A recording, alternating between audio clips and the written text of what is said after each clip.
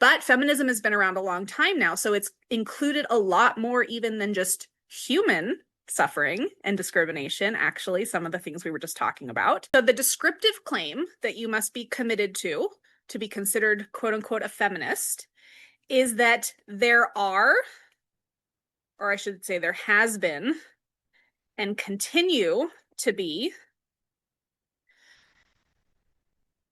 elements or instances of discrimination based on people's identity to a single group or to a particular group. Now, originally, yes, feminism did begin as a focus on women's issues, quote unquote, the term femme in French, right?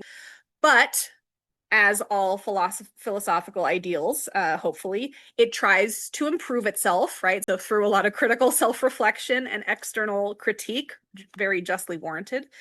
It was realized that early feminism was not really concerned with all women outside of the United States, then starting to be concerned with people who are marginalized by a patriarchal system who are not women, right? So including marginalized masculine identities, marginalized identities outside of the binary, right? So people who are trans, intersex, people who are identify as maybe fluid, right? So there's lots of different identities that have come to be championed or, tried to be represented for by feminism. But feminism has been around a long time now, so it's included a lot more even than just human suffering and discrimination, actually, some of the things we were just talking about.